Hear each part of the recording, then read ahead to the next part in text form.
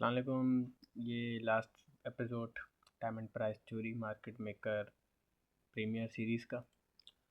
I hope कि आप bore हो गए होंगे कि यार क्या बिलाल भाई सिर्फ टाइम एंड प्राइस ही पढ़ाए जा रहे हैं। तो बस ये लास्ट एपिसोड है, लास्ट किल जोन है। इसके बाद हम एंडिंग करते हैं। तो आज का टॉपिक है London close kill zone. London close kill zone में हमारे पास सबसे पहले आ जाता है ICT concepts used in this module, importance of time and price जो हमारा पिछले से चलता हुआ आ रहा है, द लंदन क्लोज। सबसे पहली चीज़ the London close kill zone, important characteristics of London close. अब लंदन क्लोज और लंदन ओपन में डिफरेंस होता है। लंदन ओपन जो होता है वो न्यूयॉर्क सेशन से पहले शुरू होता है, ये न्यूयॉर्क क्लोजिंग के बाद स्टार्ट होता है। तो इसमें आप कंफ्यूज नहीं हो जाएगा, ये दोनों सेपरेट हैं। लंदन क्लोज जो होता है वो एक अलग किल जोन है, लंदन ओपन एक अलग किल जोन है। तो इसमें जो है आपने घबराना नहीं है और कंफ्यूज नहीं होना है। तो ये दोनों बिल्कुल अलग अलग मॉड्यूल्स हैं, अलग अलग किल जोन्स हैं। The London close, the major pairs are ideal for this time of the day. Same जैसे न्यूयॉर्क में हम USD पेयर्स को ट्रेड करना पसंद करते हैं, इसी तरह ये भी एक न्यूयॉर्क का हिस्सा ही है। तो इसमें भी मेजर पेयर जो होते हैं वो इम्पोर्टेंट होते हैं ट्रेड के लिए। The London close frequently set up an optimal trade entry pattern that can offer you a 10 to 20 pip scale। अब मोस्टली ये होता है कि न्यूयॉर्क में जब आपको हैवी मूवमेंट देखने को मिल जाती है ना, तो जैसा कि मैंने आपको लास्ट वीडियो में बता दिया था कि हर ट्रेंडिंग सेशन से पहले एक फंसे हुए और कंसोलिडेशन वाले चौपी सेशन का होना ज़रूरी होता है। तो इसी तरह जब न्यूयॉर्क में प्राइस ट्रेंड करने लगती है तो फिर लंदन क्लोज जो होता है वो इतनी खास मूवमेंट नहीं करता, उसमें आपको सिर्फ 10 to 20 पिप्स की स्कैल्पिंग देखने को ही मिलेगी, इससे ज़्यादा नहीं होता है। हाँ, मोस्टली ये हो जाता है कि कभी कभार न्यूयॉर्क जो होता है वो कंसोलिडेशन करने लग जाता है और लंदन क्लोज जो है वो आपको एक्चुअल मूवमेंट देता है। इसकी एग्जांपल मैं आपको अभी लाइव दिखाऊंगा आज ही के दिन की। The key time to monitor are 10 AM to noon New York time. अब न्यूयॉर्क किल जोन जो होता है वो हमारा 7 AM टू 10 AM होता है। जैसे ही न्यूयॉर्क एंड होता है इधर ही आपका लंदन क्लोज ओपन हो जाता है, जो कि आपका चलता है दोपहर के 12 बजे न्यूयॉर्क टाइम, नून न्यूयॉर्क टाइम तक। ठीक है, this is the ideal London close kill zone. ये हमारा टाइमिंग्स होती हैं इसकी।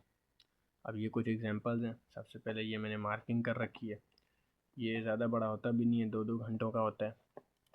GBP USD, उसके बाद ये यूरो USD में आ जाएं। इसमें आपको सिर्फ स्केल्स देखने को ही मिलती हैं, ज़्यादा कोई इसमें हैवी मूवमेंट नहीं होती क्योंकि ये एंडिंग होती है डे की। उसके बाद आ जाता है हमारा London close kill zone. London close kill zone में हमारे पास price action sees at the London close typically sees a retracement of the high of the day on bullish days and low of the day on the bearish days। अब basically होता क्या है कि जब price bullish days में होती है, bullish trend कर रही होती है, तो हम जब पावर ऑफ 3 का सोचते हैं तो पावर ऑफ 3 क्या होती है, पहले ओपनिंग प्राइस होती है जिसको हम एज एक्यूमुलेशन लेते हैं। ठीक हो गया। उसके बाद हम एक्सपेक्ट क्या करते हैं कि यार अगर हम बुलिश हैं तो हमारे को लंदन में लो देखने को मिल जाए, तो वो हमारा लो जो होता है वो मैनिपुलेशन में आ जाता है। ठीक है, उसके बाद हम एक्सपेक्ट करते हैं कि एक्सटेंडेड आवर्स और न्यूयॉर्क जो है वो ट्रेंड करें अपनी एक्चुअल डायरेक्शन में, जिसको हम ऐसा डिस्ट्रीब्यूशन कहते हैं या हाई कहते हैं। तो 3 चीज़ें हो गई आपकी, ओपन, लो, हाई। अब चौथी चीज़ जो होती है वो होती है आपकी उस कैंडल की क्लोजिंग की। मतलब अगर मैं इस कैंडल की बात करूँ तो यहाँ पे मैनिपुलेशन हुई, ठीक है, सॉरी यहाँ पे एकुमुलेशन हुई, फिर प्राइस ऊपर गई, मैनिपुलेट किया, इन बाय स्टॉप्स को क्लियर किया, देन अपनी ओरिजिनल डायरेक्शन में आके नीचे की तरफ ट्रेंड किया, डिस्ट्रीब्यूट किया, एंड देन अपना जो ये जो आप छोटी सी विक देख रहे हैं ये लंदन क्लोज होता है कि ये आपकी क्लोजिंग हो गई। ये हर कैंडल में होता है फ्रैक्टल नेचर की, क्योंकि प्राइस फ्रैक्टल है तो आपको हर कैंडल की स्टोरी यही होती है कि open, high, low, close. Open Asian, high London, trending New York, close London close, ये चीज़ होती है सिंपली। तो उसके बाद there is typically a 5 minute OT setup in these conditions, there are very short term moves. बहुत छोटी मूव्स में होती हैं। अगर आप यहाँ पे भी देखें तो ये आपका न्यूयॉर्क में हाई लगा, न्यूयॉर्क के बाद प्राइस पहले नीचे की तरफ जाती है, डिस्प्लेस होती है, उसके बाद अगर आप इस रेंज पे OT लगाते हैं तो आपको 62% रिट्रेसमेंट लेवल मिल जाता है और ऑलमोस्ट आपका TP1 हो जाता है। जैसे ही आपका लंदन क्लोज होता है, आपके किल जोन्स ख़त्म हो गए, आपने ट्रेड बंद करनी है, मार्केट को ऑफिस कर देना है, क्योंकि ये स्कैल्पिंग टाइमिंग होती है, ये कोई वो आप शॉर्ट टर्म मूव या लॉन्ग टर्म नहीं कर सकते इसमें।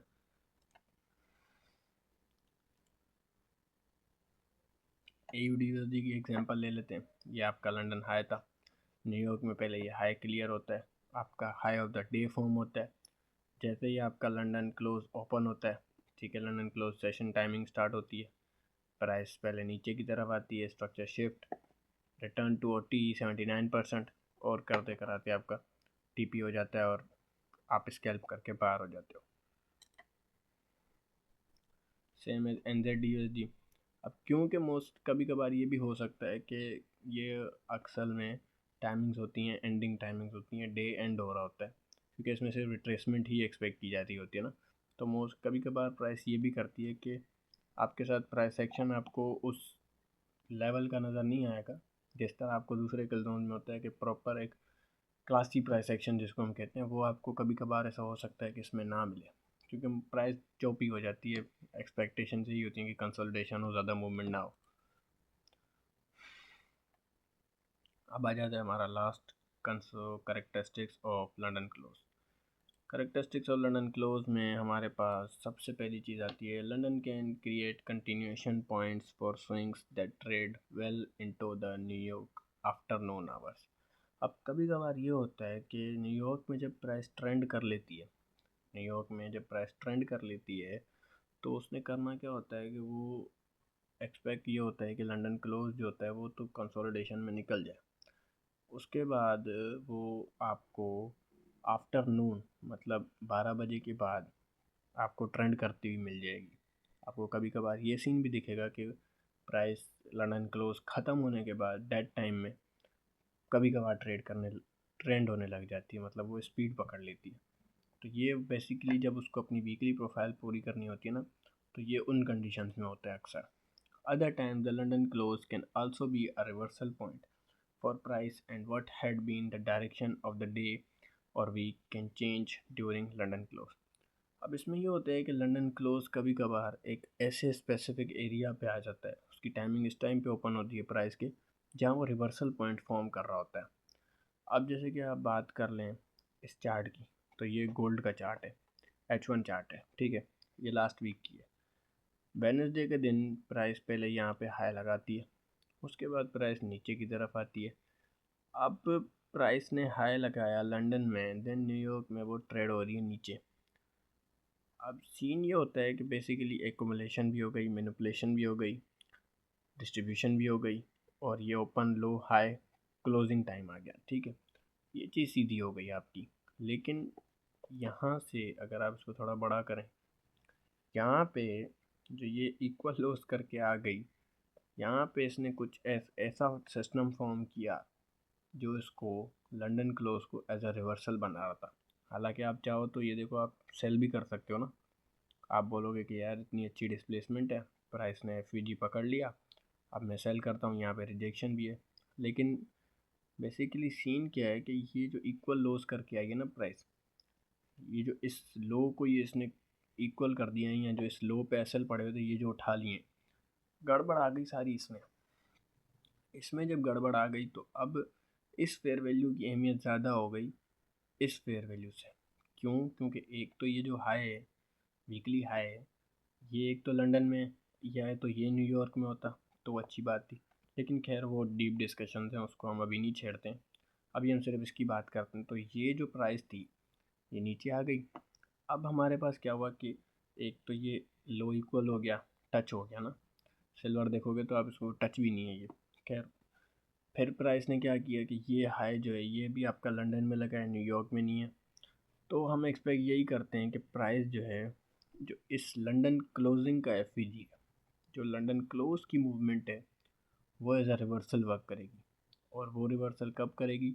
Next day, at the end जब थर्सडे ओपन होता है तो फिर क्या हुआ वो सब ने देखा था। इसी तरह आप इसको और आप मज़ीद रिफाइन करते हैं M15 पे। अब आप देख लो कि प्राइस ने ये लो स्वीप किया ना, तो आपका M15 में तो स्ट्रक्चर माइनर ही कह लें कि हम SMC की ज़बान में कह लें माइनर स्ट्रक्चर हमारा शिफ्ट हो गया। तो हमने बोल दिया कि चलो भाई अब हम बुलिश हैं। तो हमने इस लो से इस हाई तक फेयर वैल्यू OT लगा दिया, फिबोनाची एक्सटेंशन 62% रिट्रेसमेंट लेवल तक हमें प्राइस मिलती है, और वो ट्रेंड करते करते करते जब उस पर टाइमिंग्स आती हैं तो वो फिर हैवीली बुलिश हो जाती है। अगर हमने यहाँ एंट्री मिस भी कर दी तो हम इस लो से इस हाई तक ये वाला फिबोनाची रख के ऑलमोस्ट 79% से अगेन एंट्री भी कर सकते थे। तो प्राइस मौका देती है जाने से पहले। थोड़ा अब और एक और एग्जांपल देख लेते हैं। अब यहाँ पे ये है कि प्राइस पहले हाई लगाती है, लंदन क्लोज में आपको कभी कभार रिट्रेसमेंट भी देखने को मिल जाती है, जो कि इस फॉर्म में लंदन में आपको रिट्रेसमेंट मिल गई, प्राइस 79% तक आई, 62% तक आई, दोबारा आई, और फिर वो ट्रेंड करती हुई ओवरऑल आपकी TP1 तक तो चली गई। तो अब एक एग्जांपल मैं आपको दिखाता हूँ लाइव चार्ट की आज की। अब आप यहाँ ज़रा गौर फरमाएं कि यहाँ पे आपका लंदन ओपन हुआ था, जो कि आपका यहाँ तक चला। चलें इसको 30 मिनट पे देखते हैं। अब जब ये सिनेरियो बना, लंदन आपका चले मैंने मार्क कर लिया, ये 1 AM टाइमिंग आ गई और ये 5 AM की टाइमिंग आ गई, ठीक हो गया। अब इसमें आप इस हाई पे गौर करेंगे, ये लगा है 230 पे, तो इस हाई की इम्पोर्टेंस ज़्यादा है, ठीक है, क्योंकि ये जो मूव थी ये तो सिर्फ प्रोट्रैक्शन मूव थी, ये जो थी ये फेक मूव थी। जब हम बेरिश होते हैं तो हम क्या एक्सपेक्ट करते हैं कि लंदन में हमें हाई मिल जाए, ठीक है। एशियन हमारा स्टार्ट होता है ऑलमोस्ट यहाँ पे, एशियन हमारा स्टार्ट होता है यहाँ पे और वो यहाँ पे क्लोज हो जाता है। अब सीन क्या बना, एशियन हाई तो हमारा स्वीप हो गया और फिर प्राइस ने सडनली डाउन मूव भी ले ली। अब क्योंकि प्राइस ने लंदन में हेवीली ट्रेंड किया है, पहले वो बुलिश गई है, लिक्विडिटी उड़ाई है, फिर आपको एंट्री दी है 86 से 69, चलें यहाँ तक कर लें 74 तक, तो ऑलमोस्ट प्राइस 150 पिप्स आ गई है डाउन। अब ये होता है कि प्राइस जो है 150 पिप्स डाउन आई है, तो प्राइस के पास तो हैवीली वो चीज़ है कि आपके पास ट्रेंड हुई है। अब जब प्राइस लंदन में ट्रेंड हुई है तो आपका न्यूयॉर्क जो है वो तो कंसोलिडेशन होनी है, क्योंकि प्रीवियस सेशन मस्ट बी चोपी। अब जब न्यूयॉर्क में ट्रेंड कैसे करेगी जब लंदन में ही वो इतनी मूव करके आई है। तो हम आ जाते हैं अपने OT लेवल पे, चलें ठीक है, हमारा स्विंग लो ये पड़ा हुआ है, स्विंग हाई हमने रख दिया अपना ये जो बना गया ये प्राइस। अब जब हमारा 7 बजे के टाइम न्यूयॉर्क ओपन होता है, अब क्योंकि न्यूज़ है तो थोड़ा बहुत मूव तो होगा ही होगा, लेकिन मूव तो होगा, लेकिन होता क्या है एक्चुअली 7 AM 10 AM ठीक हो गया। अब क्या होता है, आप इसको मज़ीद रिफाइन करते हैं M5 पे। M5 पे जब हम इसको रिफाइनेशन देते हैं तो हमारे पास, चलें इस OT को भी फ़िलहाल हटा देते हैं, अब हमारे पास ये न्यूयॉर्क हाई है। अब ये होता है कि प्राइस क्योंकि ऑलमोस्ट कंसोलिडेशन में है न्यूयॉर्क में, ठीक है, ऑलमोस्ट कंसोलिडेशन में, ये न्यूज़ टाइम है, थोड़ी सी वो मूवमेंट लेती है लेकिन ओवरऑल देन कंसोलिडेशन में आ जाती है। न्यूयॉर्क का जैसे ही यहाँ पे आपका लंदन क्लोज खुल जाता है, मतलब यहाँ पे आपका न्यूयॉर्क ख़त्म हुआ, यहाँ लंदन क्लोज ओपन हुआ, लंदन क्लोज ऊपर जाता है, पहले वो हाई क्लियर आउट कर देता है, क्लियर आउट करने के बाद वो किसी की नहीं सुनता और धड़ाधड़ नीचे जाता है।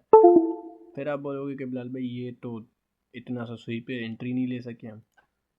फिर आप ये देख लो, प्राइस पहले स्ट्रक्चर तोड़ देती है आपका, सिंपल प्राइस एक्शन ज़बान में कह रहा हूँ मैं अब, और फिर वो आपकी यहाँ तक आ जाती है, 50% रिट्रेसमेंट लेवल टच हो गया। अब आप 77 पे करके 81 82 का तो SL रख ही सकते हो जब आपके TPs इतने बड़े होंगे तो। तो ये सिंपल ट्रेड है, क्योंकि प्राइस न्यूयॉर्क में कंसोलिडेशन थी तो उसे लंदन क्लोज में एक्सपेंड तो करना ही था, तो वो 77 से डायरेक्टली आपकी 62 मतलब 177 पिप्स। अब ये रिस्क रिवार्ड देख लेते हैं कितने हैं। ठीक हो गया, 1:3 बन रहा है आपका ऑलमोस्ट। तो अब मुझे मेरे हिसाब से तो इतना बहुत, लंदन क्लोज किल जोन में तो बहुत ज़्यादा है इतना। तो यार मिलते हैं आपसे अगली वीडियो में इंशाल्लाह। अब ICT स्ट्रक्चर आएगा, टाइम एंड प्राइस ख़त्म होगा।